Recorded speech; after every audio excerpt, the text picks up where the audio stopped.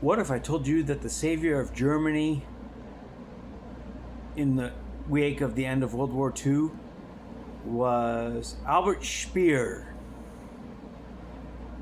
Yeah, correct. He actually did save Germany as World War II came to an end. That is correct. That would be the German armaments minister under Hitler. Stay with me through this one, though, and I'll explain it to you. On March 19th, 1945, as the Third Reich was coming to its crumbling and fantastical end, and by fantastical I mean insane,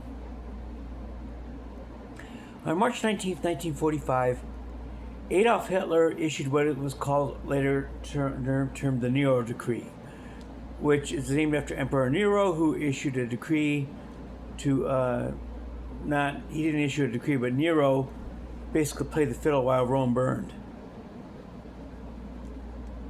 What the Nero Decree was Adolf Hitler ordering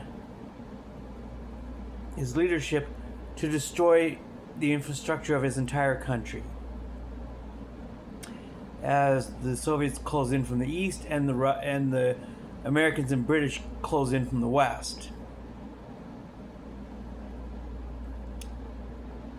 Why would you destroy your own country? Well, when you have an ego and you're a narcissist on Hitler's level, it's actually pretty easy to see.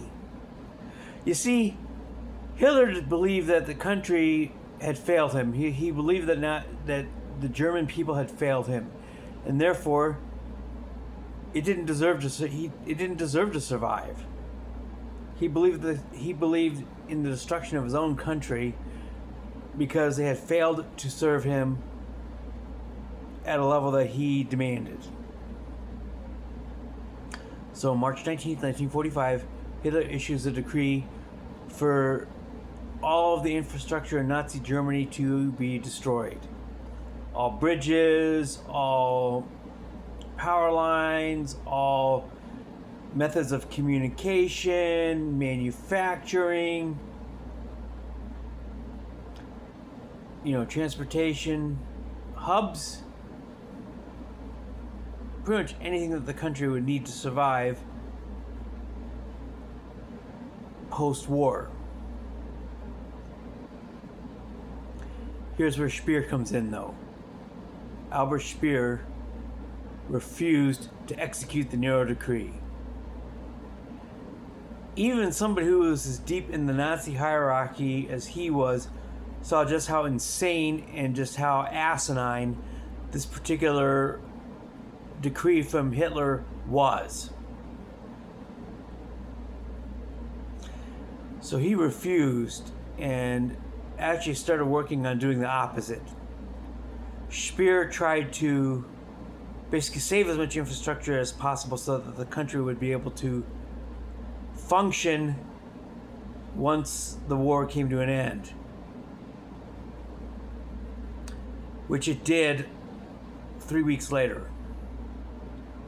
April 8th, 1945, the surrender of Nazi Germany to the Allies. So he would have only had 3 weeks to execute the decree anyway, but he even admitted to Hitler later on it was actually May 8th of 1945. That was VE Day in Europe. Hitler had executed himself on May 1st of 1945.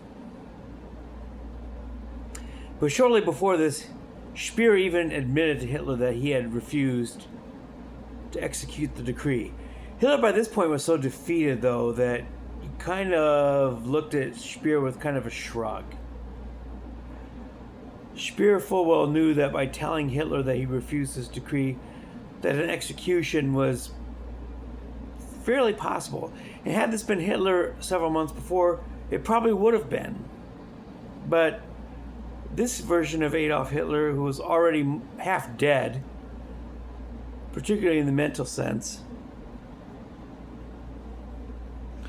the former Hitler who would have executed Speer with total zeal, That Hitler was gone by this point, by the time you get to April 29th of 1945.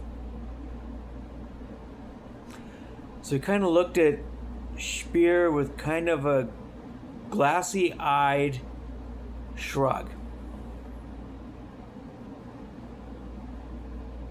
Speer was expecting disappointment. Instead, he got nothing. Which, given the way history has played out, it's probably just as well. So, indeed, the reason why there was even a Germany left for that country to even have and to function was indeed saved by one Albert Speer, Nazi Armaments Minister. The man who joined the Third Reich and joined the Nazi Party as an architect. Which also brings up another point. Given that this man was trained and was brought up as an architect, from an architect's family, the whole idea of tearing stuff down kind of ran against his own personal DNA and nature. So the decision to refuse the Nero Decree and therefore save the infrastructure of the Third Reich kind of was in his blood. So Albert Speer was one of the more complex figures in the Third Reich. There wasn't really a whole lot very simple in his story. How he came to be in that position, how he functioned in that position, how he was able to even build weapons manufacturing machinery in the wake of his plants being bombed consistently. But complicated to the point where he even built an underground infrastructure where his munitions and manufacturing plants were basically underground for much of 1944 and the part of the war in 1945. So he built an underground weapons manufacturing structure.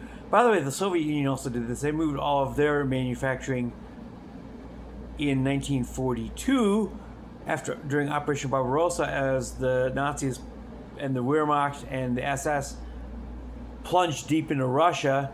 Stalin made a similar calculated move and moved his manufacturing plants for weaponry, east of the Ural Mountains, so that basically put them into the Asian part of Russia and away outside of the European side.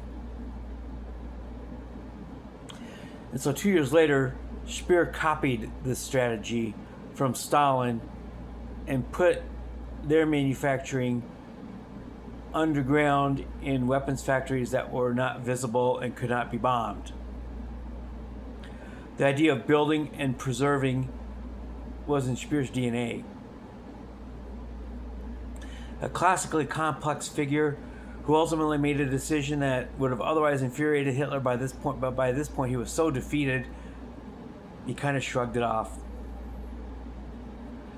So yes, the savior of Germany after World War II and after the Nazi regime was none other than Albert Speer, the man who built the weapons and the fighting capabilities of the Third Reich. So that's it for today. I'll see you guys next time. This is one that I've been wanting to talk about for a little while now, because I've always found Speer to be a fairly complex and somewhat fascinating figure. So you can date all the way back to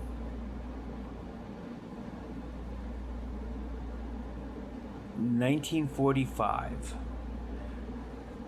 and the Nero Decree from Adolf Hitler. Anyhow, that's it, guys. We'll see you tomorrow.